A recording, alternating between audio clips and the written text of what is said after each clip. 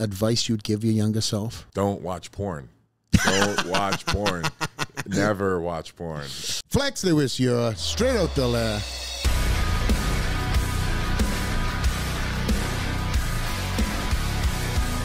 Today's guest is one of the most popular and recognizable figures in the fitness industry. From powerlifting to strongman to arm wrestling, his social media stardom has allowed him to transition into many sports, all whilst traveling around the world and training with the most powerful athletes alive. On this episode, we talk about overcoming childhood bullying, the mindset of lifting big, performance-enhancing drugs, and battling sex addiction.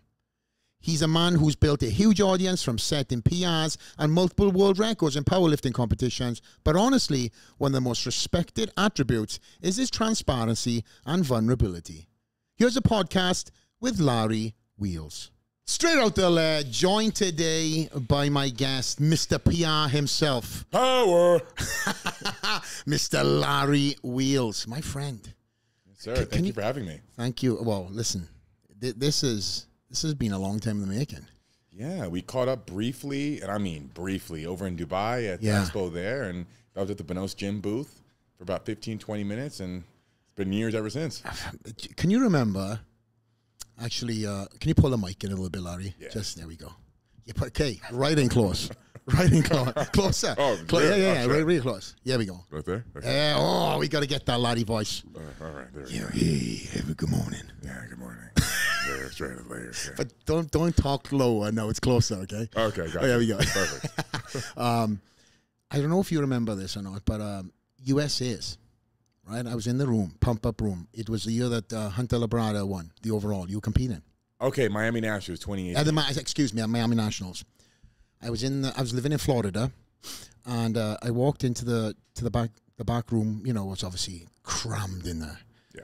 And somebody came up to me, still to this day. He was maybe a friend of yours, and said, Larry Wheels is over there. He would really like to meet you, but he's really nervous. And I'm like, really? So there I was. Obviously, listen, I knew who Larry Wheels was in its infancy stage, right? Right there, you were doing some crazy feats of strength, but you put your toe into the world of competing at that point in time. So I went on this hunt to look for you, couldn't find you. But the fact that two people told me that Larry is very shy, and I said, tell him to come to me. No, he's very shy. That ain't the Larry Wheels that I know. Yeah, who said that? I don't know. Not like me at all. But either way, that was one of the first times that we were in the same room together, and we didn't get to meet. We have been in multiple rooms together, and we haven't met until, as you said, Dubai, not so long ago, a couple of years ago. And it's shockingly, as obviously successful you have been in your career, and parallel like what I was doing in bodybuilding, this is the first time that we're probably going to have a good old chat, undisturbed, disrupted, sorry. Yeah, so it's going to be a good one. We're truly meeting for the first time. It feels like it, to be honest. Yeah. So nice to meet you. Nice to meet you. Yeah. Well, you trained this morning at the gym. Yes, sir. What'd you get in? Well, I had a leg workout over there in the dungeon area in the back, and it was really nice, actually. I love what you've done with the place. Super high ceilings, great lighting, especially for filming. Yeah. And, plenty of Arsenal Prime, which I love especially. It was awesome. So just did some, so my favorite machine back there would be the power squat. Nice. That thing is awesome. Yeah. Yeah. And you're kind of on like a recon mission right now. Yes, absolutely. Yeah. I don't know if the news has been broken yet or not, but you're in the world of opening gyms right now. Is that true? Yes, sir. I partnered with Ryan Benston, one of the best coaches in the U.S., to open our first public gym. He's opened 4 private gyms. So he has experience running gyms, and we've been talking to successful gym owners, such as Mike Enns from Fitness Mania, 13,000 members. And another gym, Ultraflex, 5,000 members. And even here, I know you guys are killing it here. Guys are crushing with day passes, and this is just a true destination place of the West Coast, really. So, been picking everyone's brain, trying to figure out, okay, how can we apply what's been successful for other gyms to ours and make ours stand out? Yeah. And we're going into it headstrong. We're ticking all the boxes. What sort of theme are you looking at doing with your gym? Is it going to be a mixture of everything? Because obviously your world, there's so many hats you've worn. So right. Are you going to have every one of them hats under one roof? We're having just about all the hats except for strongman. And mostly because we don't have the outdoor area to accommodate most of the strongman events. And strongman really, in strongman competitions, every event could be different. True. So you're always going to be missing something in that world. But with our gym, we're looking at bodybuilding, competition grade powerlifting equipment, a rock climbing wall.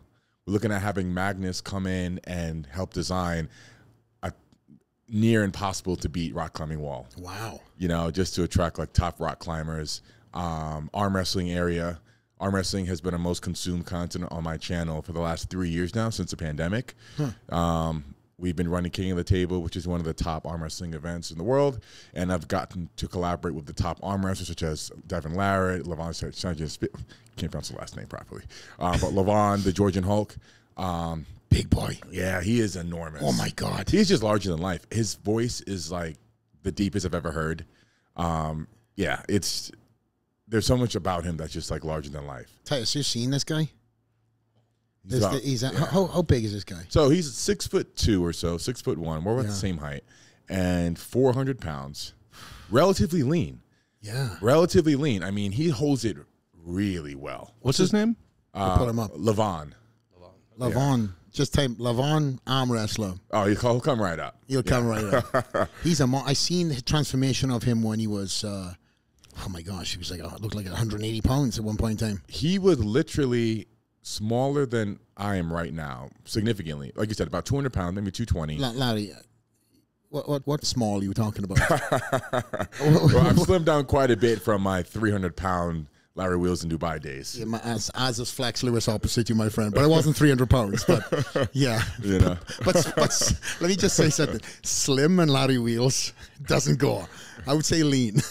Okay, we'll call it lean. Yeah, we'll call it lean. Sorry, carry on. And he made one of the largest transformations I've ever seen, comparable to what Eddie Hall did. Eddie Hall was about my size before he took his strongman career to the world-class level. He was about 260 or so, and then it seems like in a couple of years he went from that to like over 400 pounds. But we've seen what Eddie done to get to that size. Yeah, and it seems like Levon took the same approach, and he just put on literally like hundreds of pounds of muscle, and now he is at the top comfortably, undefeated for years. And yeah, so without getting too off topic, we are involved with King of the Table, and as a result, we collaborate with some of the best arm wrestlers in the world, which has been so much fun because it's such a niche sport. And I think general conception of arm wrestling is that it's all technique, but really it's strength in muscles such as your pronator and your wrist rise and areas of your form that no one but arm wrestlers train.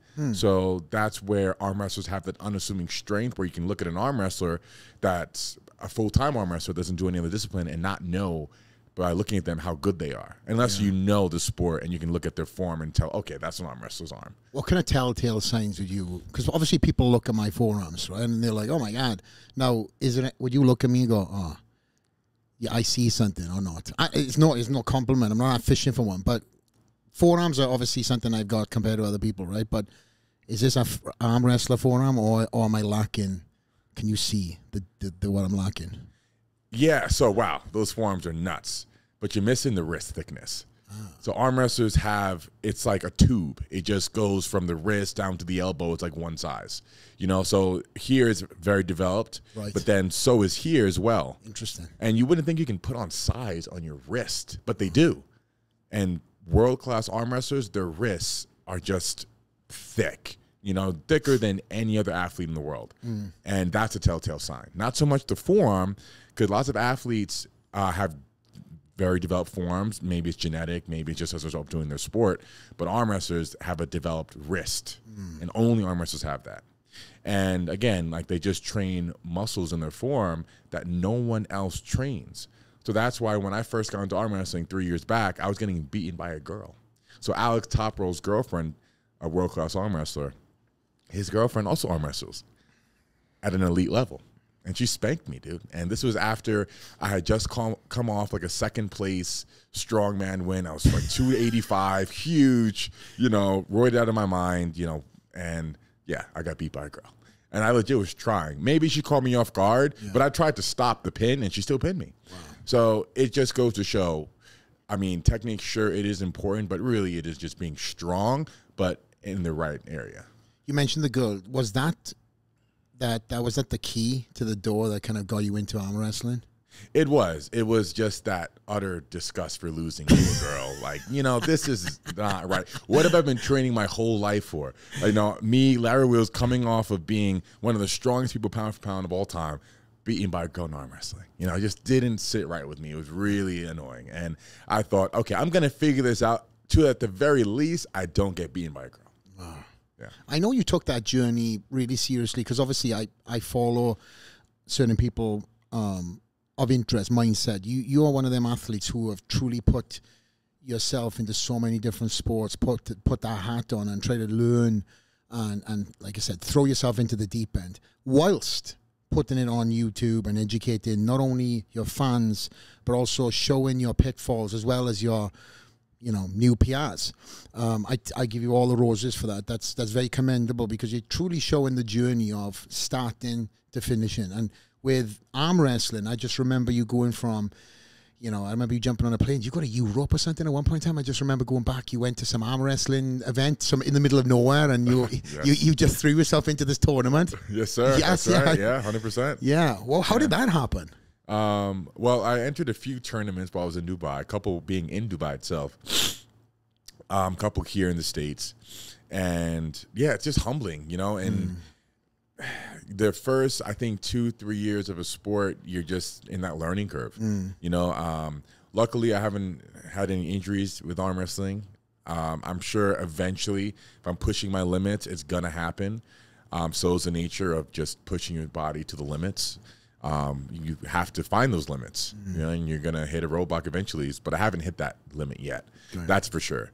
With strongman, I definitely hit it, tearing my bicep, permanent injury, lifting the Atlas stones, and I had a couple other small injuries doing strongman, and that's when I realized it wasn't for me. I just couldn't make it past that learning curve. I didn't really see much incentive to push beyond that. And with arm wrestling, on the other hand, even though I've had quite a few humbling losses.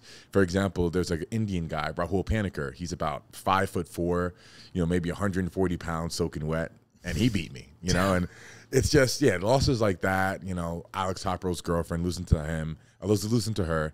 Losses like that just really got me motivated to learn the sport because it was just fascinating. Like, you know, how could I have a 600-some pound bench and whatever and not have that applicable to arm wrestling at all, you know? So I want to learn that. It was just very interesting. Seemingly, you sound more motivated by your losses than your wins. Absolutely. I mean, what have I learned from winning? But I learned from losses because losses force you to figure out what went wrong. But when you're winning, what is there to learn? You know, what do you learn from winning? I mean, whenever I've lost or gotten an injury, there's always a story behind it. There's always an explanation. You know, there's always something to be learned. Yeah. So I'm absolutely motivated by my losses. Was that one of the reasons why you kind of jumped into different tournaments and around people that were unfamiliar to you, that kind of weren't faces? If I can remember that correctly, you went and you entered in a tournament. You really didn't know who was there, correct? Of course. Yeah. You don't know who's going to show up and just throw myself into the deep end. Yeah. That new audience you speak of, obviously, when you went into arm wrestling, were you expecting such a return back from it? No, not at all. I genuinely enjoyed the process. Granted, you know, people love the content, and the community is ever grateful for me putting it on my platform, which has the audience of powerlifting and bodybuilding and the mainstream crowd. And, you know, just getting those constant pats in the back from the community. Hey, Larry, thanks so much. You know, you're helping our sport so much. So it's just so much positive reinforcement. Great job, Larry. You know, even though I was getting spanked, you know, I had so much positive reinforcement to keep going. It did help bring me out of that hole of like, you know, losing does suck, like, for the ego. But just putting it out there for everyone to see, win or lose, is great for the sport, you know. What is next with arm wrestling for you? Have you got any big sights and plans for that space? Well, not just for experience, but tournaments are great. For growing the sport, you know, and really, Devin Larratt said it first, the way to get it mainstream is to go to the high schools, you know, go to the kids, get in the curriculum, teach students how to do arm wrestling safely. Because right now it's being practiced in like the high school cafeteria, for example, and kids are breaking their arms. Yeah. And then they're thinking, well, arm wrestling is dangerous. Arm wrestling is just doing that. And there's so many like there's so many layers to the onion for arm wrestling to peel. It's really complex sport. I'm at an elite pro level, and I'd love to go to high schools and colleges and just educate people on how to do it right and safely, and how to practice as a legit sport rather than just a hobby. Yeah. Yeah. Is that kind of something that you feel that is now your badge of honor to do? Because obviously, listen, you've built up an incredible social media following. The arm wrestling is now seemingly a new home for you. It has so many, there's a lot of legs. Like you said, there's a lot of young, aspiring athletes that are looking up to you, but are doing this all wrong.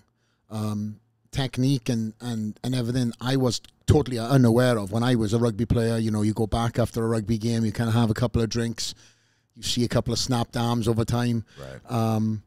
How is that fight for you? Because I know, say you got somebody, that wants to get into the sport, but they're so worried about the injury element. How do you kind of combat that in terms of trying to see past the injuries? Because listen, injuries are part of every sport. You can jump into football. You've got head trauma. You've got tears in bodybuilding, but you're not joining the gym day one and going, hey, watch them bicep curls. You might tear your arm. But in arm wrestling, it's kind of like one of the first conversations that come up. It's like, watch yourself, it's dangerous. Maybe it's that people don't respect arm wrestling. They don't respect it as a major league sport like football or basketball. And they think that there shouldn't be any injuries in arm wrestling. But as you just said, there's injuries in every single sport. So why should arm wrestling be treated any differently? Why should your approach to arm wrestling be treated any differently? Just like I said, I think there's just a lack of respect for arm wrestling. And people assume, well, you shouldn't get hurt doing arm wrestling. But they accept, like you said, head trauma, brain damage, torn Achilles heel in football, basketball, and they treat that as the norm. But then with arm wrestling, if you get an injury, it's like, no, you shouldn't get injured doing arm wrestling. Why should it be any different? Yeah. If you learn this sport like any other sport, you're not gonna. Your likelihood of injury is significantly lower. I've been doing it for 3 years now, competitively, nearly every weekend. I have not had one injury in 3 years. In 3 years, not one arm wrestling related injury, not one. Yeah, but if we talk about powerlifting, yeah, I've had a dozen injuries: hamstring tear, quad tear. I mean, the list goes on and on. And that's just one sport. That's just one sport. Yeah. Let's talk about strongman. Bicep tear, back injury, like forget about it. Arm wrestling, 0. Wow. And I'm talking about I was pushing my limits constantly every single week just about for the last 3 years. Yeah. Jumping in several tournaments, doing super matches, not one injury.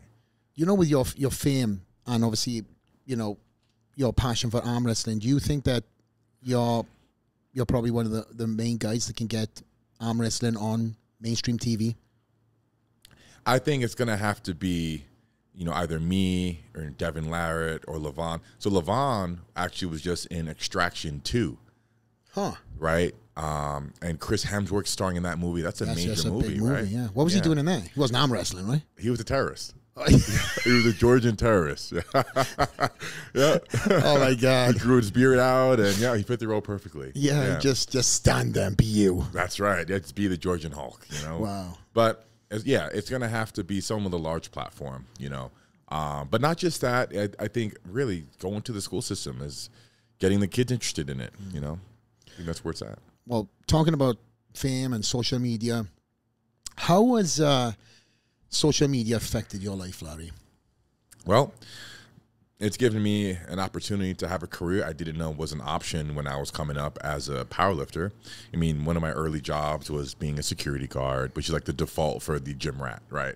When you don't know what you want to do and you're a big guy, well, I'm going to be a security guard or a personal trainer. Or a bouncer. What's up? Or a bouncer. Or, yeah, exactly, Yeah. right? So those are the default options for most meatheads like myself. And academically, I've always been terrible at books just because of lack of interest, right? Not because I was an idiot just because nothing interested me. I didn't want to go to school to study anything because I didn't care to. Just nothing interested me. But being an athlete, being good at something athletically, always did. And I was fortunate enough at a very early age, when I was 17, to understand my potential because I would compare and contrast. I'd see what other powerlifters on YouTube were capable of and then think of myself and go, okay, well, I'm pretty close to that. And I'm only 17. They're 21, they're 22, et cetera. So, yeah, if I give myself a few years at this sport, I can absolutely be one of the best, if not the best. This was 17. At 17. And where were you seeing this? YouTube? YouTube. I was seeing people like Pete Rubich, Chris Hickson, RIP, Eric Lillybridge. And I would go, you know what? Yeah. If I give myself a few years at this sport, damn right I can be number one. You know? So I saw my potential right away, and I just went full throttle, foot on the gas. But with that said, I still needed a contingency plan. So I tried a semester at college in criminal justice just because my best friend who passed, Otis, Black Tom Cruise, he was a police officer. And he said it had great benefits. It was a comfortable salary, could make a decent living. So that was a backup plan, right? That was it a backup plan? No, but it really wasn't. No, I couldn't make it past one semester, right? And that just wasn't my future, you know? And I think passion is what drives you to push past your comfort zone. If you're not really interested to the point where like you're willing to die for something, which I absolutely was as a coming up powerlifter, you can only get but so far, you know. No matter how hard I would have tried at trying to figure out what would earn a good living from getting a good college degree, I would have never gotten very far just because nothing interested me. I wasn't passionate about any of that. So how far could I really get from anything that I would study in school? Oh, yeah. Well, you can continue if you want. It was more of the we touched. I asked about social media, how it changed your life, but I now you've talked about the childhood. You mentioned a couple of things, and I want to kind of revisit that. That 17-year-old confidence, is that something you've always had since a young kid, or is that kind of being gathered through time? Because at 17 years old, you telling yourself, I am going to beat somebody like one of the Lily Bridges, who was pulling and squatting ungodly amount of weight. The whole family is wild. I was responsible with them at the BSN days. And at 17, looking at these guys being like, man, I could do that. Where's that confidence come from? Bro, it wasn't always there. When I was 13, 14, I definitely struggled with bullying and depression, and that's what sparked my interest in lifting weights in the first place, because I figured, well, if I go to the gym and get jacked, I'll build my self-esteem, and it worked. It did work. The bullying did stop. They respected me because, well, if they didn't, they'd probably get beat up, right? Because I was 6 foot, you know, when I was about 16 or so, I had reached my full height, and I was a big kid. And after about 2-3 years doing calisthenics, push-ups, pull-ups, lifting with a broomstick and cinder blocks, I put on some serious size. I looked pretty jacked. Now, I wasn't like bodybuilder jack, but I had a great physique. But yeah, at 17, I gathered that confidence just from comparing and contrasting.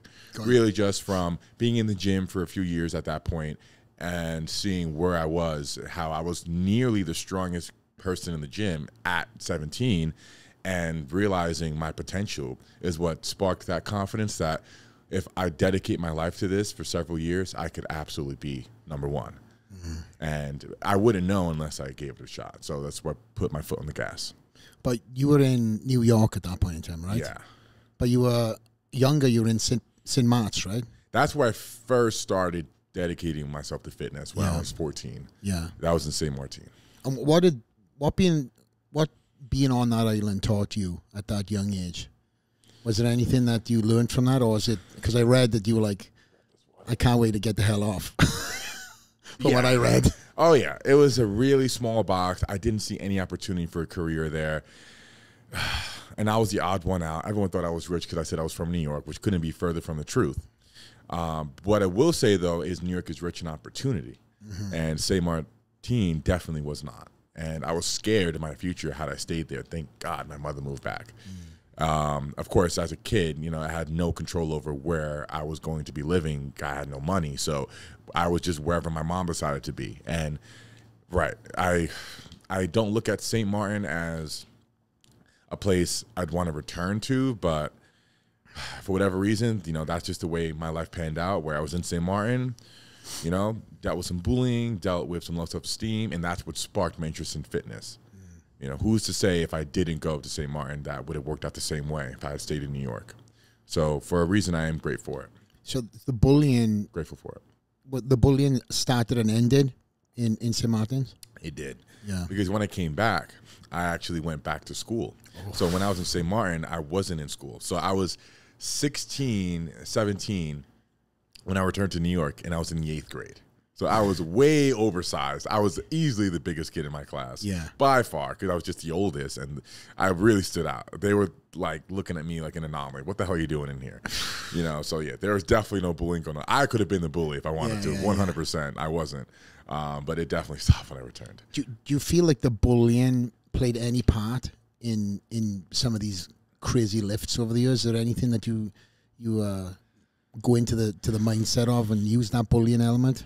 No. So when I would go to that dark place when I was lifting at 16, 17, 18, well until I was probably about 21, before I started to monetize what I was doing, it was just from hate from my environment. I hated being in the ghetto. I hated being in the Bronx, in Fordham Road, and being in that toxic environment where everyone had a chip on their shoulder.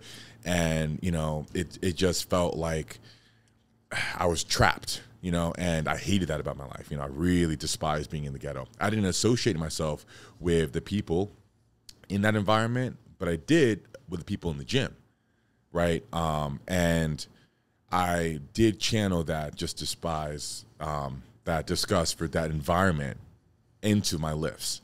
Not so much the bullying. I didn't think about any particular bully or moments I had in my early childhood, like when I was 14, before a big lift. But I would think about if I can hit these lifts, if I can get a world record, if I can get some recognition, maybe that can be my ticket out of this environment, out of the ghetto.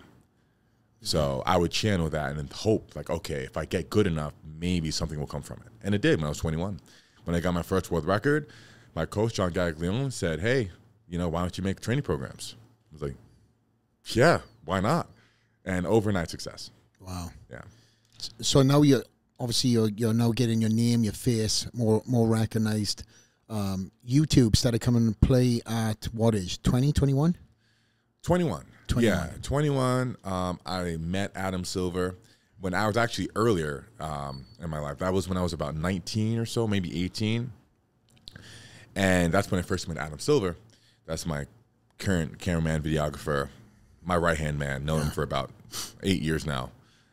Good dude. Yeah, he is one of the best. Super loyal. Yeah. And when I was 21 is when I had enough money to hire him full-time. But I would hire him occasionally for a big lift before that, just because when I worked with him briefly for his website, StrengthNet, and also for another company at the time that was doing my workout apparel and supplement line, they hired me and Evolve Nation, Heba Ally, for a workout. I saw like how awesome his work was. And I thought, well, if I want to stand out, maybe if I invest a bit in just 10 out of 10 video production, that will help me stand out from the pack. Because when I was looking at other influencers, other people on the come up putting out their content, it wasn't nearly as good as what Adam was doing. So I saw an opportunity there. So way back then, you seen quality over quantity. No doubt. Exactly. I absolutely saw the value in Adam's work. And while it was expensive, rightfully so, it was the best in the business that I could see. That was one of the ways that I was able to stand out from the pack. Was there anybody at that time doing what you were doing, Larry?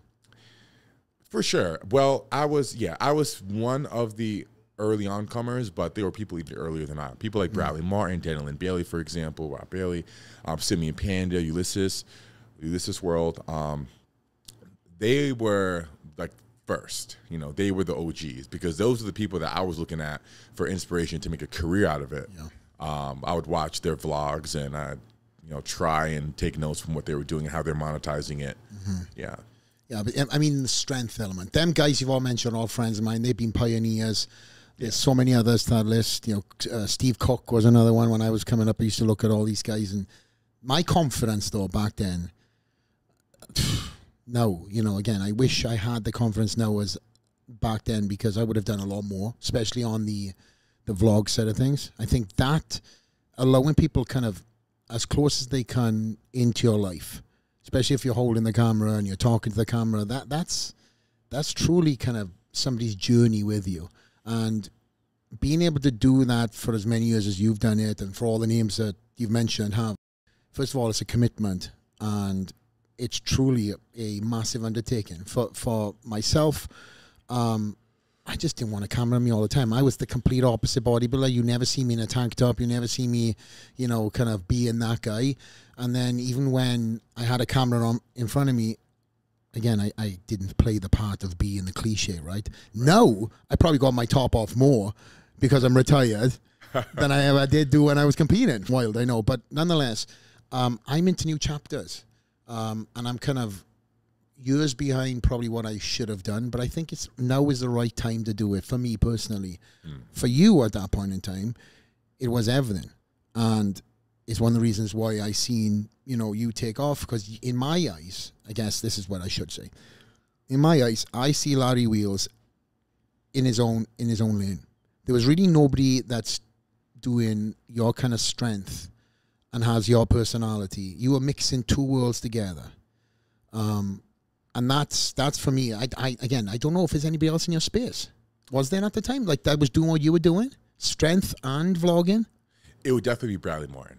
Bradley Martin was doing the feats of strength too, huh? Absolutely. He Really? was doing the crazy lifts in the gym, lifting girls. He had a great squat and deadlift, putting a big weight on the bench as well. And he was the one that was really standing out from everyone because he had the charisma, personality, big lifts, great physique. So he had like the whole package. I know you guys just done the podcast together. Great podcast, by the way. Have you guys ever done anything crazy together in the gym? Right. So, my most viral lift is the 900-pound squat at his gym with him squatting me. Yeah. Yeah. Damn. That's the most viral lift, you said? Oh, 100%. Wow. And then at his first gym opening back in, maybe it's 2018. It might be 2018. That or 2019. But at his first gym opening in Woodland Hills, I did a 600 and something pound bench, and it was a huge crowd because it was the gym opening. It's the gym opening. Yeah, and it was one of my most hype lifts just because of the atmosphere. So take us into something like that. Do you perform better when there's a crowd cheering your name, or do you like the silence, the deafening of just being in your own world and forgetting everybody around you? What do you react best to? Oh, by far having a crowd, because the crowd creates the atmosphere. I think the atmosphere helps channel adrenaline. And when there's no one around, when there's no cameras rolling, it's hard to get that adrenaline going. So you like the camera for pressure? I like the camera, absolutely. I perform my best under pressure, and I think most do. I think when we're backed into a corner, there's no backup plan, there's no safety net. That's when we get creative, and that's when we do our best. Yeah. It's like sink or swim. So that was you doing the feats of strength with the powerlifting. Strongman, I know, has been kind of in and out, in and around everything else. At one point in time, I know that you went over to train with Thor in Iceland, right? Yeah, so training with Thor would easily be the best training camp of my life. Really? Yeah, and Thor is just like Levon is, larger than life, 6'9", 450 pounds at the time. He was preparing for the Arnolds. So he was at his biggest and strongest, and just watching him do his thing, how much he was eating. And he was not eating junk. So in the powerlifting world, it's like accepted to have a big gut, to just eat fast food, eat whatever, and that's okay. Weight equals strength, right? Yeah, as long as you're in a calorie surplus, doesn't matter where those calories come from, it does. But in the powerlifting world, generally, it's accepted. But in strongman, the top guys are more dialed in, they're more calculated, they're not just eating whatever. So Thor was having grounded up ribeye with rice, maybe 4 to 6 times a day, with several shakes, and it's just the quantity of each meal was. I mean, he tried to have me eat what he was eating, and I was just bursting at the seams. It was miserable, and he got a kick out of watching me suffer to try and eat what he was eating. He got a kick out of it, and besides that, his routine was brutal. He was training nearly every day. and the sessions were really like to the limit, and not just his sheer size, but how strong he was just unbelievable. I mean, when he was doing his top deadlift of the training camp, it was like 1,040 for like 2 reps. I mean, it's just ridiculous, utterly ridiculous. And his form on every single lift is textbook. I mean, when I just watched him do his thing, it just was so easy to understand why he was number one. His diet was on point. Never missed a meal. Never cheated on his diet. His training was on point. Every single lift was textbook, you know. And then every single session, he had his childhood friends, his family, his sisters, mom, dad. Everyone was there. Look, an incredible support system to help him through every session, just about, especially for the big lifts. And that was really cool to see. So you've seen like a family, like a culture. Oh yeah. When you were there, do you think that's because of it being in Iceland? No doubt. I mean, he's born and raised in Iceland. He has Iceland on his back, right? The whole country, I'm sure, is grateful for what he's done for getting the attention to the country, like what he's doing in strongman, you know, things that's never been done before. So he has respect everywhere he goes, and his family and friends absolutely understand like the magnitude of what he's doing, and they're there, they're present every session. You know, I've never seen that from any other athlete that I've been training with. So.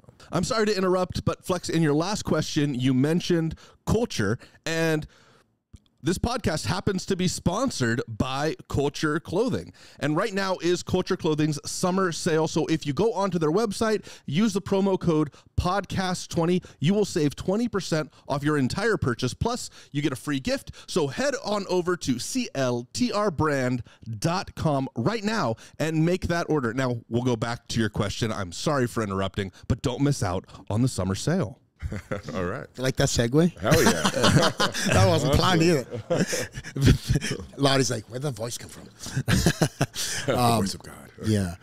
But with Thor, obviously he's achieved some incredible feats of strength, and you being there during that time, do you think you got the best of him in some cases? And what do you do to try to get the best out of Thor in each and every day? The best out of... Could you rephrase the question? Yeah, absolutely. So you coming over to train with Thor. Yeah. You know, obviously we know the impact he made on you, but what did you bring to aid Thor's training camp? Oh, I brought the hype. I was screaming at the top of my lungs every session, and I was doing my best to lift as much as I could to keep up with him, to try and push him, and I can only get so far. You know, little me next to Thor is like, there's only so much I can do. But I could try and hype up as much as I could. But really, besides the hype, he did everything right. You know, he didn't need me. It was just, I was happy to be a part of that.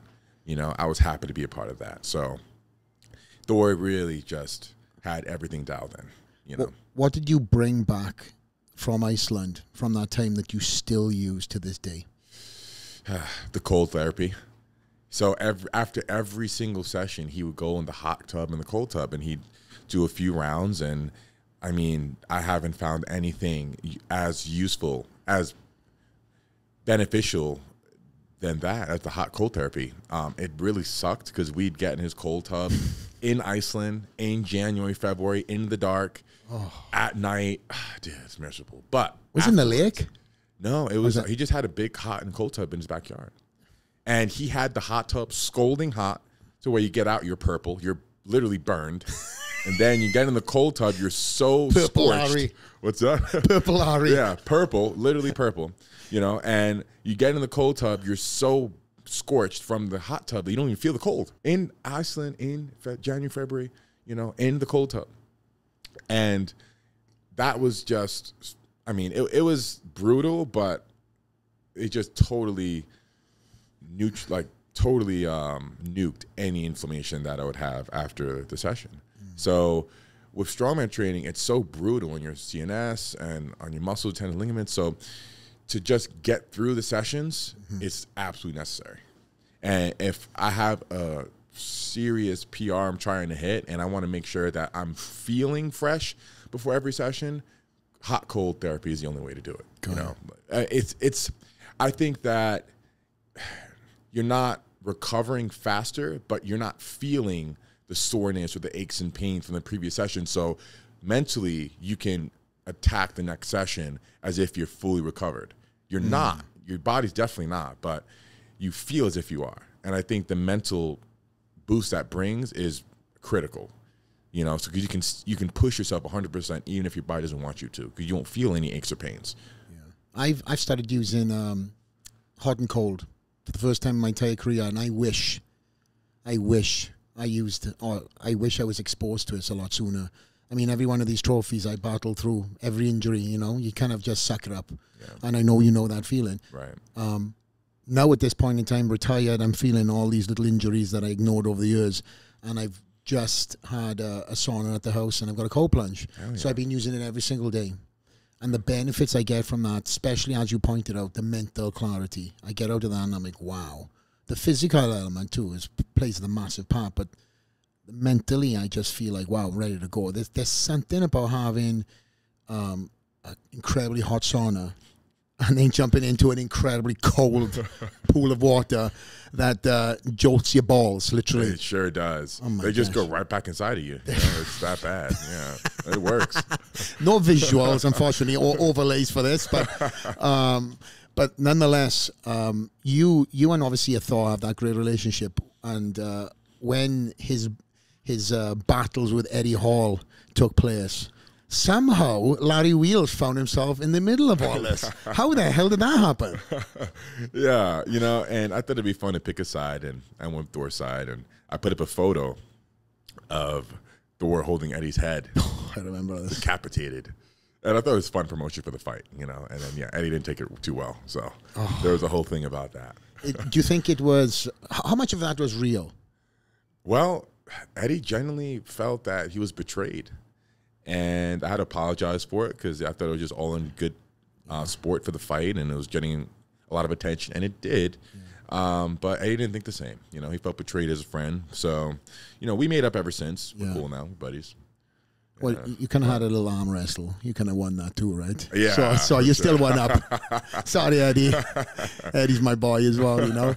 But I know that you were in the middle of all that during that wild time. But how hard was it to try and stay neutral? Because obviously at the end you ended up picking a side. You had to, right? But it must have been difficult because obviously you have a relationship with Eddie from you know that side, and then you go over to train with Thor. You have that relationship. You meet his mum and dad, his friends, children.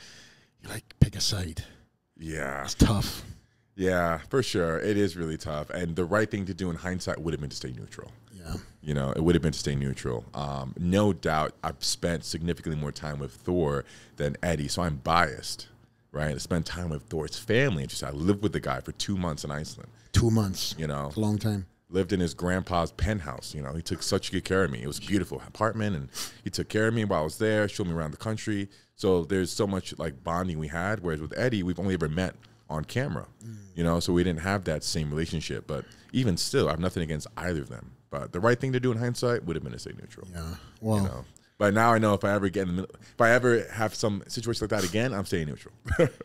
Did anything come to the point where they were trying to arrange any type of boxing match as an undercard on that fight? Because obviously I know that you can fight, you know. I know that, I don't know if that's something that you wanted to ever do, but with the celebrity boxing and the celebrity fights that are going on right now, and kind of as you've kind of periodically come in and out of certain social media arguments, I would say, is there anything that you think of doing in the future? I'd be open to it. I keep the open mind, and when opportunity comes knocking, I answer. Yeah, the right money. Yes, for a blank check, sure. Get out of my comfort zone. What is the uncomfortable zone that? What is the comfortable zone that you have to start asking for that number? What is that number, Larry Wheels? It'd have to be 7 figures. Yeah. But 7 figures, for sure. Yeah. I mean, for me to get beat up, you know, potentially embarrassed, I gotta be well taken care of. You gotta be taken care of. I gotta be well taken care of. So right now, my friend, you obviously got a lot of things going on. You've got the gym build. You've got you've got various different projects. One of the projects right here is the White Rabbit. Tell us about some of the stuff you got going on outside of the world of powerlifting, strongman, arm wrestling, and anything else you got. No doubt. You know, I think we briefly glazed over the gym project, which, as I mentioned, so the nutshell version again is Ryan Benson and I teamed up. We're bringing the best of powerlifting, competition-grade equipment. We have a patented powerlifting bench that uses hydraulics to raise and lower the bench, which we are super pumped to reveal, which is going to be finished. We're in the second prototype roughly in the next 2 months. And then Ryan, with his lifetime of bodybuilding experience, just knows these machines in and out. He's been training on all of them, and he's produced so many Olympians and pros, and hopefully I'm in one of the next ones. I will be. I'll get there. Just a matter of time put in. But I think it's just a really incredible synergy, and we're really bringing something unique to this gym. And it's going to get the exposure that it needs to take off. So as long as we bring the right equipment, which we will, we're also going to be bringing in new equipment every month from Tough Stuff, because it's right down the road in LA. Oh, nice. Their whole facility where they manufacture and everything's right down the road. So they're giving us free creative reign to come up with whatever we need and to keep the members happy. And what we've been learning from successful gym owners is that the new equipment is what keeps the members happy, and they tell their friends, and that powerful word of mouth is what really grows the gym organically. Absolutely. You know, and then besides that, you know, we got White Rabbit over here, which is really unique. So as an athlete, we can't really go out, drink, smoke weed, do CBD, do drugs. So it's hard to find space to have a good time and still pursue a career as an athlete. So what Kratom is the best way I can put it is like an alcohol alternative, right? I can drink one, I can, and tastes great, which is something unique to this drink is that flavored Kratom seltzers at the moment don't taste good. They really, really don't. It has that strong Kratom taste. Yeah. And they figured it out where it legit tastes great. And it gives you a slight buzz. I feel like I had a couple shots of alcohol after I have one, but I don't feel like my cognitive function has been impaired. You won't get a DUI if you have one. I don't feel hungover the next day. So I like to use it after I'm done with my day. I'm sitting on my couch, got nothing else left to do for the day, watch some TV, pop a can, chill. You know, that's where I see it fitting into my life. And this is a company you're part of, or you're sponsored by that company? I'm a part of this company. Oh, nice. So I'm invested in the company. I truly believe in what it does. And again, like as an athlete, you know, as a competitive bodybuilder, power arm wrestler, you're really limited. You just can't be going out and partying, you know? So, and that's this helps fill that gap, you know, because I drink one every day, honestly. And I'd love to smoke some weed, you know, and just chill. Or I'd love to have a few drinks, you know, once a week or every other week, because I like to feel good. I like to get a buzz and have a good time and not just work, you know. So this does help fill that gap. Got you. Yeah. And you've got your straps and your wraps and everything else, right? You still involved with that company too, your company, or you've segued into something else? Yeah, my company's PR. PR. We specialize in wraps, straps, belts. We have a patented buckle that's on its way. And it looks badass. We've improved the function of it, so it's just like 1, 2, 3 to snap it on and off, and you don't have to adjust the screws to make it bigger or looser. And it's a powerlifting belt. Yeah, so that's dope. You've also sponsored a lot of athletes over the years, because there's a lot of, you know, mutual friends of ours that I've seen rocking your stuff in the gym, mate, and that's very cool. And one of the things that I've seen with your wraps and straps, they're so colorful. Yeah, you cannot miss them. Right, and that's a marketing thing. Very much so. We want to make sure that it stands out on social media. When you see the neon green wraps, oh, that's PR. Definitely. You know, definitely. if they were black or gray, like a neutral color, it wouldn't pop. No, they would be another wrap and strap, and you can see it from hell of a distance. So I don't know if obviously that was the marketing plan from the get-go. I assume it is. But great job on that, because that has really stood out from the pack in the gym. You know, gym world, seeing your stuff, and of course getting that attention, people, you know, putting some PRs up themselves. It goes all hand in hand, my friend. So how many athletes you got that are under your belt now with a PR? We have a couple dozen. Yeah, we have a couple dozen, and we're looking to expand on that as we bring in our patented buckle, new powerlifting belt. We just found a new manufacturer, which is cut and sew for the clothing. We haven't pushed clothing in a few years because we were struggling to find the right clothing manufacturer, but we've got that. We've nailed it now. Yeah. So we're going to be putting out clothes again. And what I'm super pumped about, I haven't announced it on my channels yet, but we have this concept. So we're working with a company that does direct-to-order shirts, and they can print anything on the shirt per order, by order. And we're having memories lane for all of my most viral moments and collaborations. And we also hired a designer to create caricatures and just modify that moment and slap it on a shirt. And we're basically just going to be going down the years and moving forward as well. Any viral moment, any like super cool collaboration, make like a caricature, make like a cartoon graphic style, edit it a bit and put that on a shirt. And then it's like you can be a part of history, own a piece of history like Larry Wheel's history. And I think it's just a cool concept I haven't seen before. It'll be easier if I had a shirt to show you guys now, but we haven't even put it out on my socials yet. But that's a concept, and we have a few designs ready. And I'll get your opinion once the pod's over, but I'm really pumped about that. I appreciate you breaking the news on the pod, man. Exclusive. Yes, sir. What would be Larry Wheels' viral moments in your head? If you had to break, like, give me 2 or 3. Right. What would be them 2 to 3 where it's like, oh my God, that's wow, that kind of feeling. Oh yeah. So I have 3 of them off the top of my head, and I already put designs out for shirts on them. And that would be the 900-pound squat with Bradley on the back, 100%. That would be the 930 for 3 deadlift. That's stupid, bro.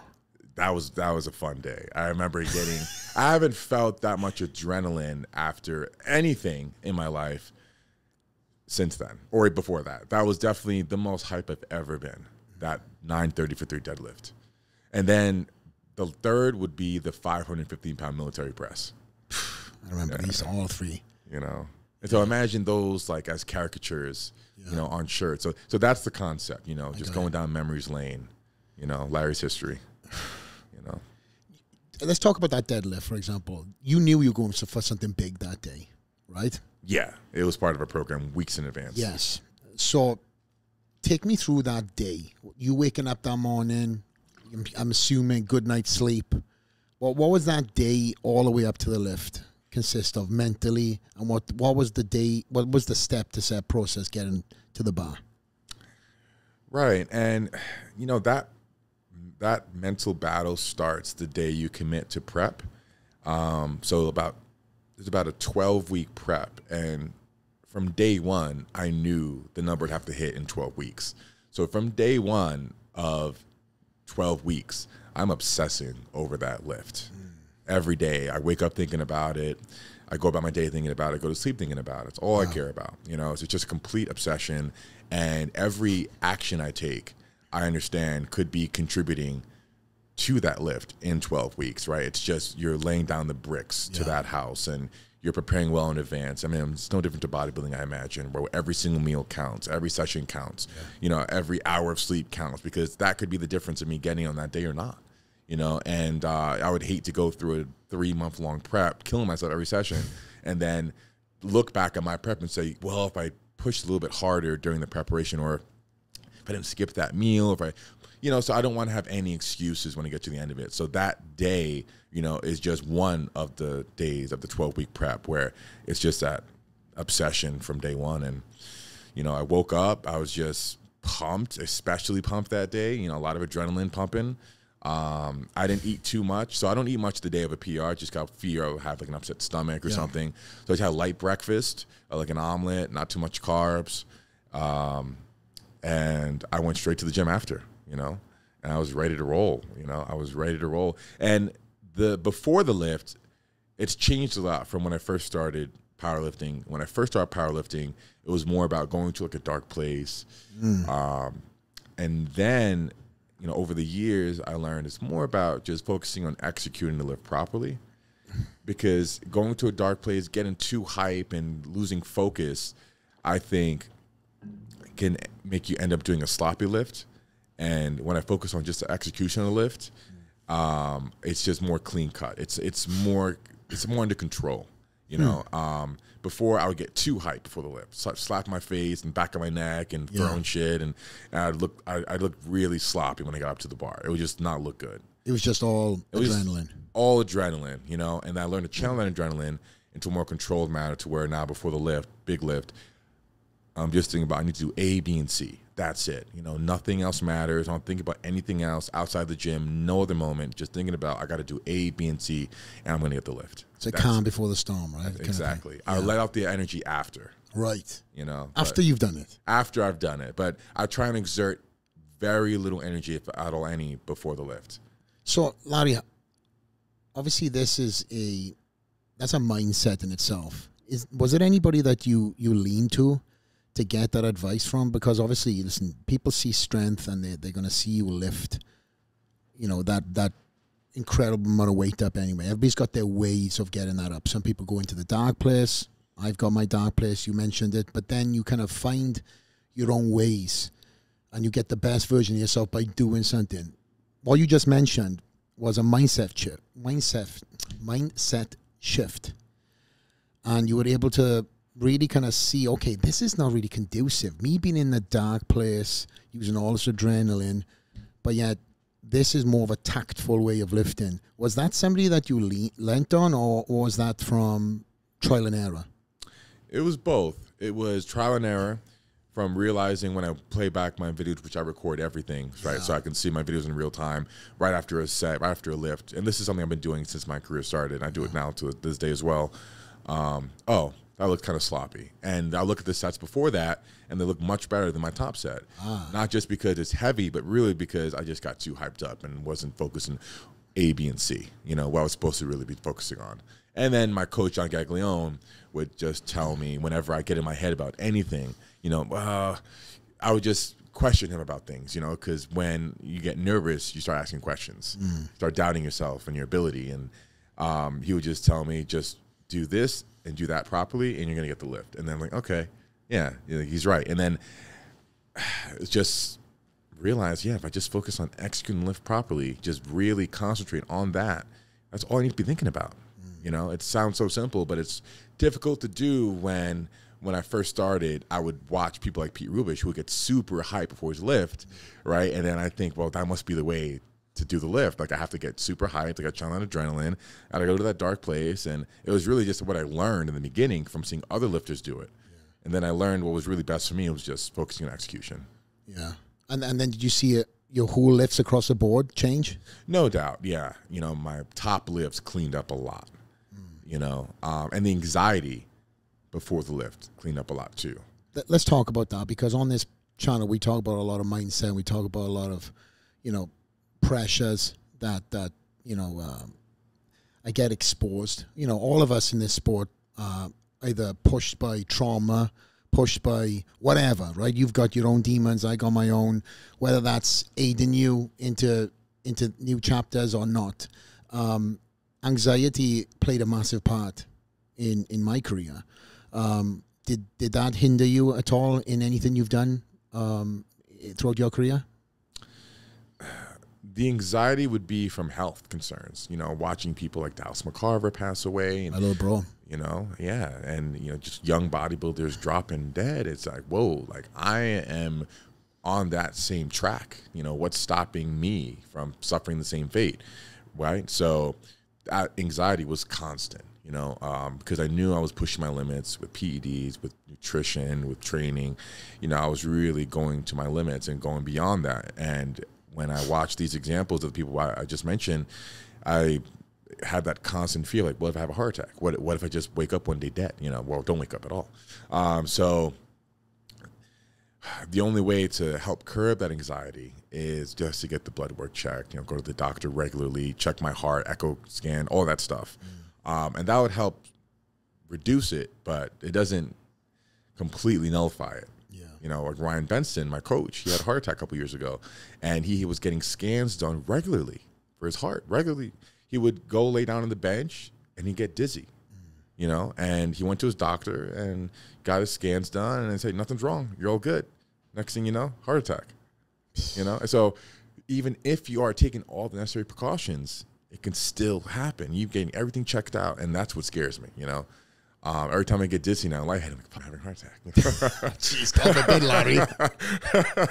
Yeah, and you know, and maybe sometimes it's irrational, but then I look at the examples of people, like Joe Stetics, for example. Joe Stetics just passed away, 30 years old. You would think he's healthy as can be, and I know what Joe was taking. He was hardly taking anything. He was on TRT, for Christ's sake, and 30 years old, passed away. So that anxiety, it really, like, every day I think about it. Every time something doesn't feel right on my left side of my body, I'm like, what's going on, So it's just, it's not as bad as it used to be, that's for sure, because now I just really am on TRT. Yeah. And I've lost like 20, 30 pounds from where I was competitive in powerlifting, doing strongman. And I feel significantly better about my health. But when I was chasing records, that's all I thought about was like, any day now. Like, any day is going to be my last day. Really? Yeah, I really did, and it just, I knew what I was doing. And I was prepared to die, doing what I love to do. And I thought that that's the mentality I need to have to get to where I want to be. I thought, if I'm going to be better than everyone else, I need to do what no one else wants to do. What was that? That would just boil down to, what I was doing with PEDs, what I was doing with nutrition, what I was doing with training, all those factors above. Like, what I knew everyone else was doing, I need to do more of. And I need to do it better. Can you give me some examples from the PEDs? So I would take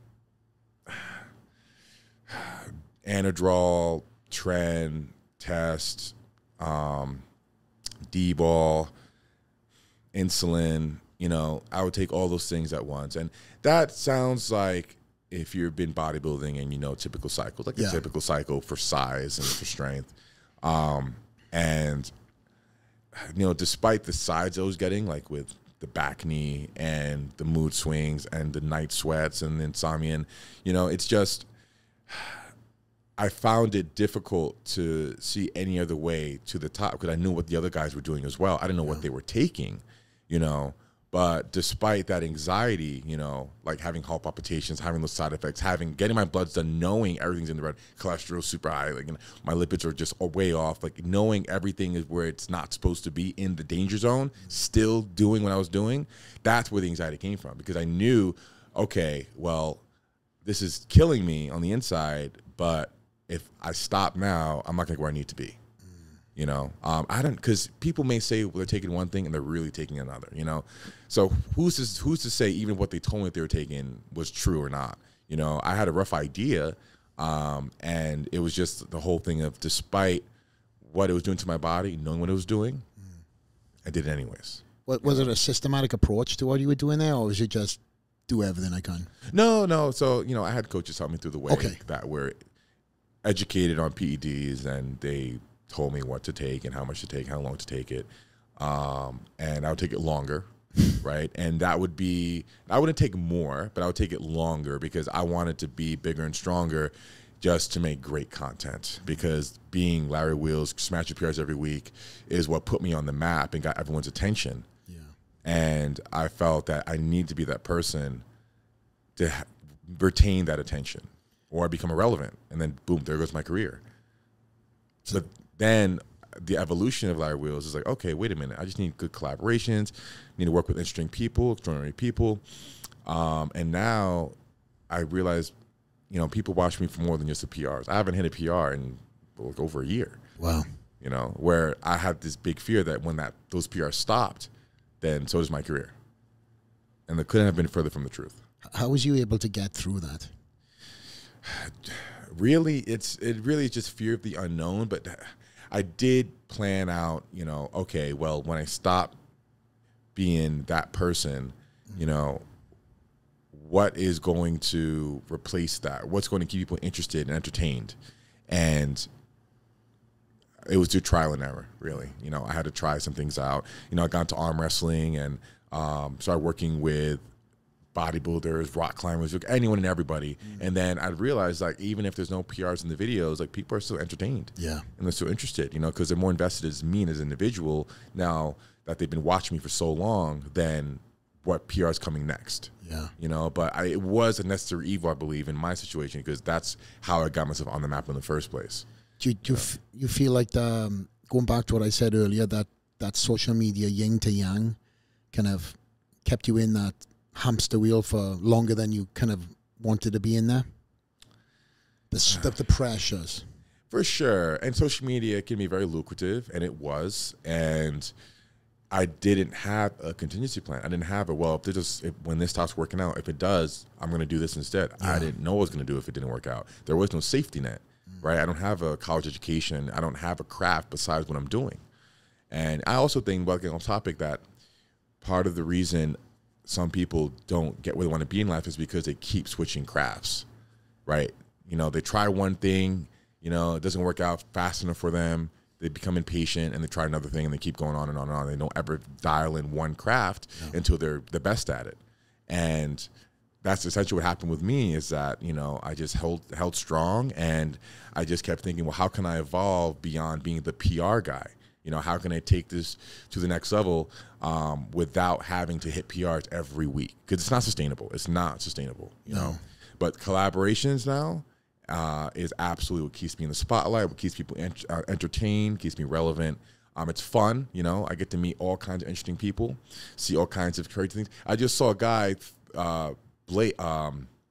Baker from the UK. He was doing an incline bench with like 340 pounds, threw it in the air, clapped, caught it. I mean, stuff like that I get to witness. Like, you know, so. My God, you're going to attempt that? No. Okay, good. And the cool part is that now, like, I don't have to be the talent in every video. I don't have to be the monkey doing everything, you know, like trying to nearly kill myself like I was the last few years, whether it's be for PRs or crazy lifts and stunts. Like, it doesn't have to be me anymore. Now I can bring on extraordinary people, talented people that can be the talent on my channel and give them the spotlight. Absolutely. You know, I can be more of the host, you know, because I've established myself. I've proved my point for a long time. I'm strong. Everyone gets it now. You know, I've done that, you know, so that the collaboration, you know, what we're doing right now, for example, it's a running theme. Every week I bring on someone new to the channel and it's sustainable. I believe if we don't do something this week, I be coming to you, by the way. Please do, man. I think we're already in the talks of something. Obviously, I speak to Adam. This week is a crazy one for you. It's a crazy one for me, and I appreciate you. You know, working times to get this podcast taken care of. Obviously, you've got a big day today. You've got work to do with your company as well. So, you know, just a man of many hats. You know, you're kind of interchanging them. That's our life right now. That's right. I love it. Yeah, I truly love it too. I think for me, what I'm at also. I was known as that gorilla suit, Flex Lewis, for a long time. And I'm listening to you, Larry, and you were there's a lot of relatable things that you were saying where there's the fear of being known as X and then trying to transition into something new. There's that gray area where it's like, man, this is what my fans knew me as. Now, if I go and do something else, will they still come along? And for me, and I know it's the same thing for you, it's not only have they come along, they've highly supported the next chapters, the podcast, the new vlogs, and everything else I'm doing way outside the sport, the strongmen and everything else. And again, doing these new ventures, these new collaborations, just like yourself, whole new world has kind of been exposed. So I think with us, even though we're kind of two parallel paths, we're going through a life change, which is beautiful. There's a lot of cool and exciting things that when we were, you know, in your case, chasing PRs and I was chasing, you know, Mr. Olympia trophies, we were tunnel visioned. And now the blinkers are off and it's just like, wow, it's a beautiful world. We can go into whatever direction we want. You can collaborate with anybody you truly want to. And just like you said, you know, now you're the kind of the host. You're not the, you know, the star of the show. Of course, you're still Larry Wheels, but you know what I'm saying. Yeah, exactly. And it took off a lot of pressure. Yeah. You've moved and lived in a lot of different places throughout your life, you know, starting from childhood. And when you and I were kind of going back and forth, you were in, and when we met last, you were in Dubai. You were there for 4 years, correct? Yeah, 4 years. What did you get out of Dubai? And why did you move there? So I initially moved there because Thor mentioned someone he's working with from Dubai has an opportunity for me there. And it was an opportunity to learn strongman, right? And this was fresh off of me entering my strongman journey, moving to Iceland, training with Thor to learn strongman from Thor. And at the time, Dubai was like Narnia to me. I'm like, Dubai? They want me in Dubai? All paid for a trip for 6 weeks? Sign me up. Hell yeah. And I just moved to LA. I just moved to a nice apartment downtown. Terrible mistake. Great timing, by the way, Larry. The expense of LA and you're living in Dubai. Yeah. Oh my gosh. You know, and I took the opportunity, ran with it. And while I was there for the 6 weeks, I thought to myself, wait, I should just stay here. I realized that I can grow my international presence being in Dubai, because Dubai really is a hub for Europe, Asia, UK, etc. And I did. So I decided to just cancel my apartment I just moved to. I just started working with Bradley, you know, canceled that, you know, and I was impulsive, but it was the right thing to do ultimately. For me, it was the right thing to do. Then shortly after the pandemic hit, and Dubai was the first to close and enter lockdown, but also means we were the first to come out. Oh. So everyone was coming to Dubai because it was the only place open. That's true. So that created an abundance of content collaboration opportunity. Yeah. And next thing you know, I'm collaborating every week, several times a week, with people from all over the world, people that weren't accessible from being here in the States. And I knew if I was in LA, those people would be off limits, because most of them can't get their visas for the US as easily. I'm not going to be willing to be traveling 16 hours to get to Europe, for example. From LA, from here even, it's just, everything is so far. Yeah. Outside of the US, going to that side of the world, everything is like a 15, 16-hour flight. I hate flying. I'm scared every time I fly. And after the lockdown ended, people started not frequenting Dubai as often. And for 6 months out of the year, Dubai is hell on earth. You know, you got like 140 every day. It's like 80% humidity. It's basically hell on earth. And people just don't want to be a part of that. You know, everyone leaves for like half of the year. Yeah. So then that means for collaboration, it dries up. Dead. And it's not everyone, but Dubai, generally, people have a very laid back mindset. Everything's inshallah, if God wills it. God never wills it, you know? They've abused that word. I've heard too many inshallahs. Inshallah. You know? I've heard too many. So there are several ventures that I was supposed to take off in Dubai, and people I was trying to work with didn't work out. And it wasn't all of them, it was me too. Financially, I wasn't ready to open a gym in Dubai. The competition for gyms in Dubai is ridiculous. There's just so much money behind those big gyms. Like Bono's gym is enormous, and then all the gyms neighboring Bono's are like multi-million dollar gyms. And how was I going to stack up to that with what capital? Because in Dubai, I didn't have a Dubai business that was generating revenue. So getting a home loan, couldn't do it. Getting a business loan, couldn't do it. Personal, couldn't do it. So I had no access to money that wasn't mine. Unlike here, right? I just bought a house. I just moved here, got a house. Like in Dubai, not an option unless I was buying it in cash. Yeah. You know, or I had a gym, for example, but then where was I getting that capital for the gym? So longevity, creating wealth, I didn't see how to do it in Dubai. Not to say I couldn't do it. I'm sure had I truly wanted to settle in Dubai, which you really didn't deep down. Dubai's tiny. It's like a box. You know, you can get from one end to the other in 20 minutes. And then outside Dubai, nothing that I wanted to do or see. So I felt like I was in a borough of New York, for example, or like one of LA's small cities, and that was it. I couldn't go anywhere else. So I felt very boxed in and bored, you know, and it was too damn hot. You know, it's like, damn, it's just hot here, you know, and no one's here for half the year. So it was, and I couldn't create wealth there. So, okay, let's try LA again.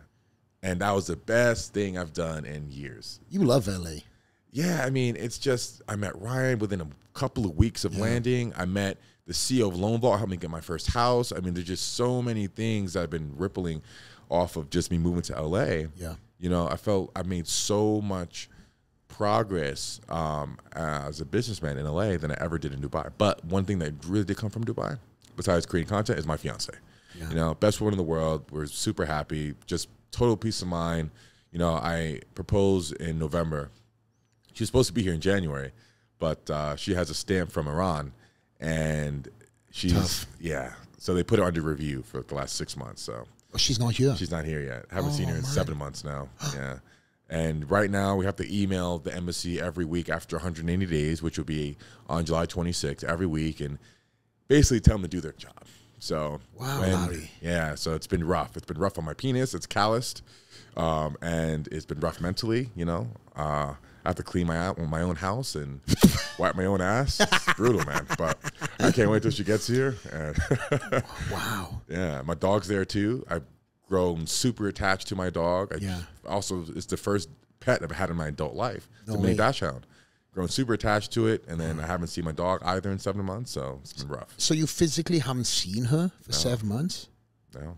Oh my gosh, that's See her tough. on Zoom every day, though. We call every day. Yeah. And I think if you guys are listening, you're in long distance, usually never by choice, right? Yeah.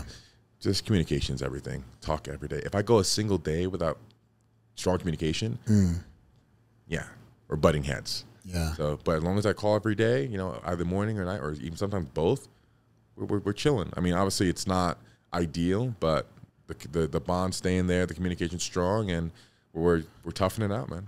Well, listen, you've been very open about your sex life, right? Yeah. And your sex addiction and stuff like that. How do you go from Larry Wheels, self-confessed sex addiction freak, to long distance relationship? That's a great question. Yeah. Well, she sends me lots of nudes. We don't need any proof, son, my friend. My gosh. She sends me lots of nudes. And she has been such an integral part of that with the sex addiction and how I found a way to blow all my money on sex addiction. So I wasn't frequenting strip clubs in Dubai because there are no strip clubs. There's no strip clubs in Dubai. And there's sites like Strip Chat and, campsites. And I found myself on there, and, the rest is history, and it became just the worst thing I had to deal with in Dubai because it was like near impossible to get out of that habit. It was legitimate addiction, just like porn addiction, only way worse because now money was involved, right? Paying for videos and photos, and then you would think, why is someone like me, that has a girlfriend, right, that doesn't have a problem having a sex partner, find myself on those websites? Well, the truth is, when you're on TRT, when you're on cycle, your libido is through the roof, right? And sometimes I just want to jerk off. I'm just more comfortable jerking off. Sometimes I just want to feel like I want to be alone, jerk off, and I want to have sex sometimes. I like both, So I found myself on those websites with a super high libido, and I fucked myself. But my fiance, I give her full transparency with my bank accounts, so she'll see exactly where I'm spending my money, and it works. Does it still go on? Still goes on. So she has view-only access, and I've met several people that messaged me, emailed me, saying they're struggling with the same problem. They find themselves on these campsites, and they're paying girls for all kinds of shit, and they're blowing through all their money, and they can't keep a girlfriend. And the way I figured out how to stop it, nip it in the butt, give your girl access to your bank account. Not spend money from it, but just view-only access, right? Like my bank, I can just give her view-only access. She can't withdraw money or transfer anything, but she can see all the transactions. So it just... Transactions. Jesus, Larry, how much you spending? Everything, yeah. How much is the most you've ever spent? What's that? On these sites and stuff? Oh, probably like 5 figures a day. A day? 5 figures a day. Bad. Wow, Larry. It was bad. It was very bad. But, and my ex, she had the same approach, and it worked until we broke up. And then I fell back into that habit again. And then my fiance, I told her, listen, this is something I'm struggling with, and I'd love your help. And this has worked in the past. And then we just got the system in place, and it works. Yeah. It works, man. It saved my life, really. She saved my life, because if it wasn't for her and giving her that full transparency, where would I be today? Would I not have a house? I'd not have a gym partner, because I'd be in the middle of my addiction with no money. I would ruin my life, and this is just, we all have our demons about. That's my demon. Sex addiction, and how I found a way to get money involved. Like, as if it isn't bad enough without money, but I managed to find a way to get money involved into it and just tear it into this nightmare, that I couldn't find a way out of. But working with my fiance, giving her that view-only access, she sees everything, and it works. It just works. Wow, the 5 figures a day, though. When you come out of the pleasure and you're like, shit, that cost me X amount of money. Yeah. Does that kind of give you like a reality slap across the face? It's like, I just spent that much money and I could have just... It does until I'm horny again. Yeah. No, you're on TRT. Has that helped? Absolutely. Okay. Way down. Is that probably one of the reasons, on top of everything else, as to why you've taken the lower dose? Yeah, strong libido is just such a distraction. I hate it. And then I think about, having a strong libido, and I think about that time in my life, which wasn't too long ago, and it's dangerous, For me, it's dangerous because, I know it's still in me, and I think anyone's that struggle with addiction, gambling, alcohol, whatever it is, I think you only end up dead or homeless from addiction, and even with my addiction, that's where I would be if I didn't get under control. So, like you just said, you wake up, you finish with the pleasure that's super short-lived, and then you feel terrible, and then the next time you're horny again, you just forget about the last time you felt terrible. Yeah, it's like an ongoing hamster wheel effect, right? Yeah. But at least you kind of you've got a hold of it, and you're, no pun intended, and you're realizing that this can't go on. You've got, thankfully, your fiance now is very open-minded about everything that's going on, and supportive in trying to steer you into a different direction. Do you feel like you've improved month to month? Are you kind of getting into a better steed now of staying away from them things, or it's still a revolving compulsion that's raises its head? Oh no! Since we had the system in place roughly a year ago or so, it's under check. Oh my man! Yeah, it's taken care of. Well, you just bought a new house. Yeah. Congratulations on that. That's a massive undertaking. I know. I just seen the video. Beautiful house in LA. Brother. Thank you, brother. Yeah, and I'm ecstatic. It's every time I walk home, I drive home or whatever, and see the house, I'm like, this is too good to be true. So, see, that kid from the Bronx driving into this beautiful house in LA, that's got to be a very good feeling, my friend. Through your, It really is, especially after battling the addiction and thinking in the middle of that, like, I'm fucked. Like, how am I going to get out of this, And then now after moving to LA, what is coming from me not having that addiction, having conquered it, I think life has a way of rewarding you, when you conquer yourself, and I think for all of us, the only thing stopping us from getting where we want to be is us. There was nothing stopping me from getting ahead in life during that time except for me. Yeah. And it's an absolutely surreal feeling. Couple of hard questions, and we'll end up wrapping up the podcast. But if you could collaborate with any non-fitness celebrity out there, who would it be and why?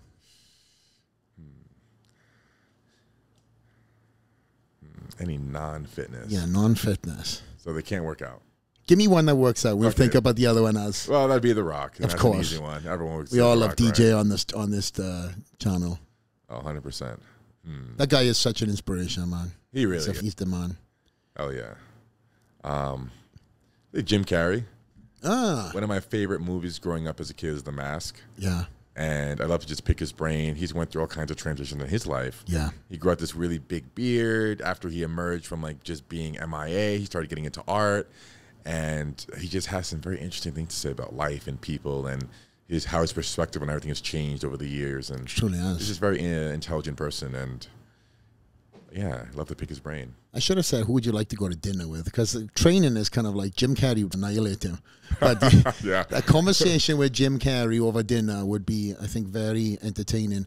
And from what I know of him and what I've seen of him, he truly immerses himself into every character that he's done, and it's hard for him to kind of snap in and out of it once he's in that movie role.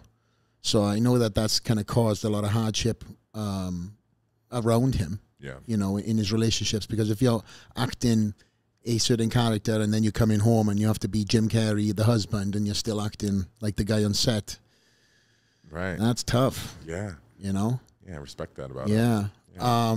And then there's another question. I had if you was to go back in time, would you change anything or any advice you'd give your younger self? It's not a cliche, but I'd still like to hear this answer. Don't watch porn. Don't watch porn. Never watch porn. Don't watch porn. When was the first time you watched porn? The day I got internet access. the old dial-up. Yeah, the thing comes down like this. Yeah. Oh shit! It's stuck at one tit. Literally. Yeah. Back when computer screens were about like this big. Oh my gosh! Yeah. Don't watch porn. Yes, Oh my easily gosh. that'd be it. Yeah. Yeah. Tyus, anything you want to ask Mr. Larry Wheels before we wrap up this podcast? You know, I'm really impressed by how like public you've been. Like you're obviously a public personality, but a lot of people that are public facing personalities often don't share their real personal life, right? And I think it's a fast way to make a connection with an audience, but I really, really respect that transparency, whether you're talking about PEDs, addiction, all that stuff. That's really relatable to a lot of people. Why did you make that choice to be so public about really who you are? That's a great question. And I think I owe it to my audience that gives me the privileged life that I have to tell them everything, you know. And there are some intricate details in my life that just out of respect for other people, I can't disclose. But if it's pertaining to me and my decisions, then why not, right? Why not? I'm not only going to show the highlights of my life. And sure, it does build the connection, but when I get those emails from people, for example, struggling with addiction, you know, and I feel that I can truly help them change their life, you know, like my fiance's changed my life, and it's just very fulfilling, you know, and it's just doing a good deed. It's selfless work, and I find that as a role model to many kids of the next generation, they're looking to me for, you know, how to tackle life. And the more I can tell them about my decisions and where that leaves me, just the better. You know, they can learn, because the next generation is looking to us. Yeah. You know, how are we living our lives? How can we learn from our mistakes, right? And I'm making mistakes all along the way, and I'm going to make more in the future. And there's always something to be learned from those mistakes.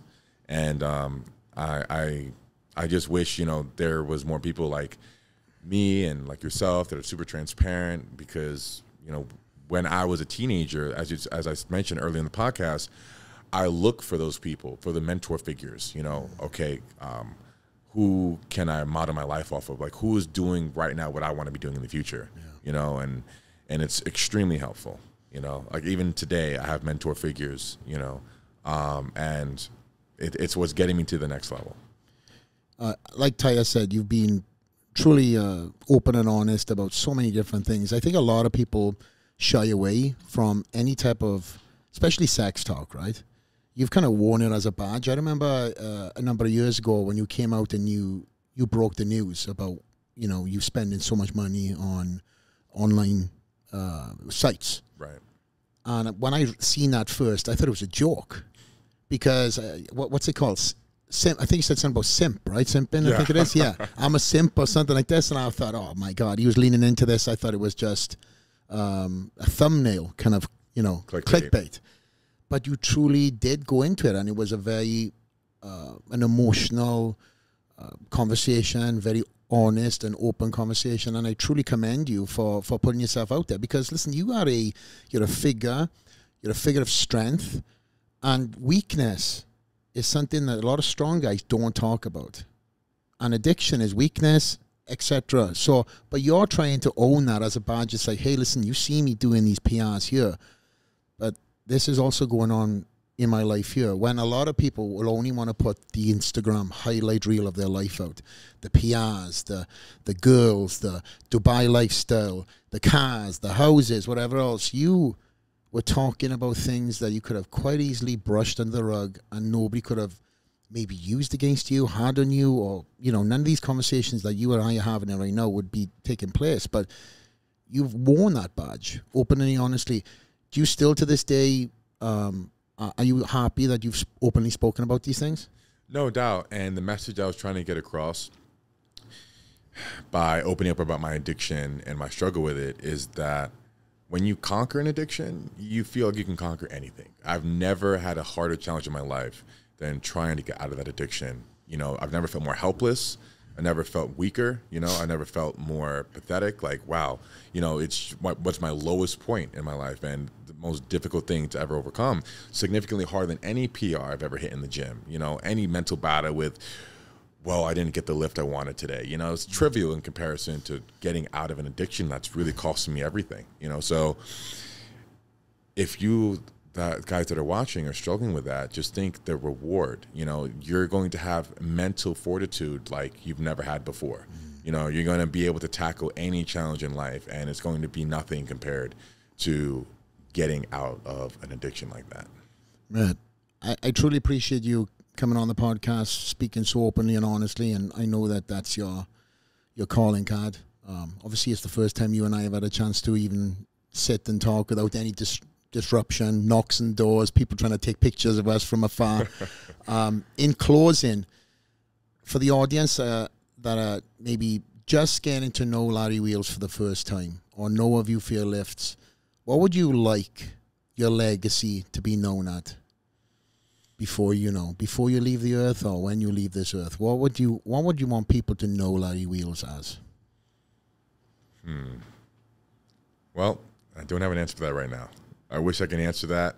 But first thing that comes to mind is being one of the strongest pound-for-pound people of all time. Being a good role model for the next generation. And being a motivational speaker. I'd like to work on that as I evolve into the next chapter of my life, as I'm opening that book in the next chapter. I'd like to be more of that person. But I'm still working on what that legacy is going to be. You know, I'm still working on what's going to be my stamp on the world and how am I really making my mark in history. Still a work in progress. Do you know what I like about that, Tyus?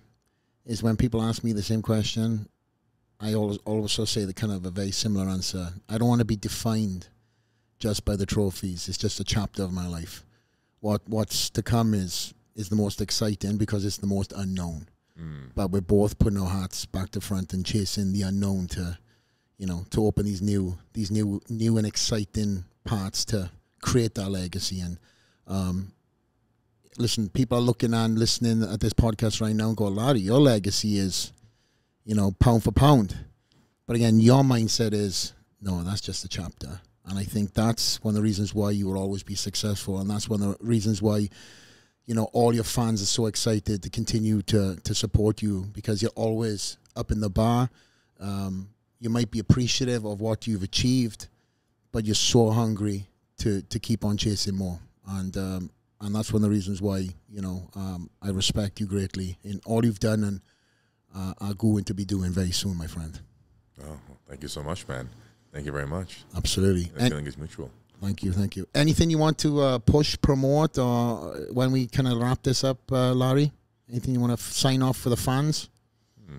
Well, I think all that's left is make sure you subscribe to Straight Out of the Layer podcast. Oh. And stay tuned for the next episode. My man, listen, I think out of all the episodes we've ever done, he's the only one that's given us a shout out. This is why he's great. My man, Larry Wheels, absolute pleasure to talk to you, mate. I know, obviously, we put this, this has been a long time in the making, I said, but, putting this together, working with our times, I know you're a busy man, and thank you. I'm very grateful. Excited to see what you've got in store. Congratulations on the new company, White Rabbit. Congratulations in the building of this incredible gym that's to come, and we be there to support, my friend. I'm one of these guys. I know we're kind of new to getting to know each other, even though I'm retired now, as are you in some sense.